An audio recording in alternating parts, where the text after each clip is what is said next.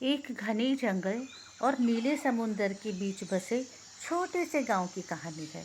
इस कहानी का नाम मैं नहीं, आप कमेंट में बताइए कि क्या नाम दूँ। वहाँ एक छोटा सा धूसर रंग का घाट था। उस घाट के पास बेहद पुराना और टूटा फूटा जहाज खड़ा था।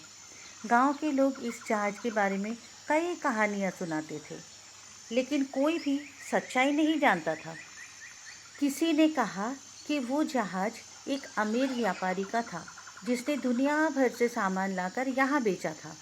और एक दिन एक भयंकर तूफान आया और जहाज को बर्बाद कर दिया। व्यापारी और उसका सारा सामान समुद्र की गहराइयों में खो गया। फिर किसी ने ये भी कहा कि जहाज वास्तव में एक पिरामिड था, जिसमें समुद्र की गहराइयों से मिले खजाने को छिपाया गया था। यह सुनते ही गांव के बच्चों की उत्सुकता बढ़ गई और वो हर दिन उस जहाज तक पहुंचने की कोशिश करते रहे। लेकिन जहाज तक पहुंचना आसान नहीं था।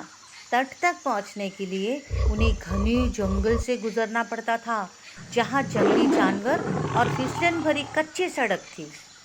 फिर भी एक दिन गांव के कुछ नीडर बच्चे साहस करके, हिम्मत करके जहाज तक पहुंच ही गए। जहाज का अंदरूनी हिस्सा अंधकार में था और डरावना भी, लेकिन नीडर बच्चों ने हार नहीं मानी। वो धीरे धीरे अंदर गए। अंदर जाकर उन्हें एक पुरानी लकड़ी की संदूक मिली। वे सभी बच्चों ने उस संदूक को खोला। खोला क्या, टूटा फूटा तो था ही, बच्चों ने और भी तोड़ दिया। वहाँ उन्हें उसमें कई पुराने सिक्के, सोने के गहने और पानी से लथपथ कुछ दस्तावेज मिले। जब बच्चे सिक्के और गहने लेकर लौटे तो गांव के लोगों को बहुत खुशी हुई। गांव के बुजुर्गों ने बच्चों की बहादुरी की बहुत तारीफ की और कहा कि ये खजाना अब गांव के विकास के लिए इस्तेमाल होगा।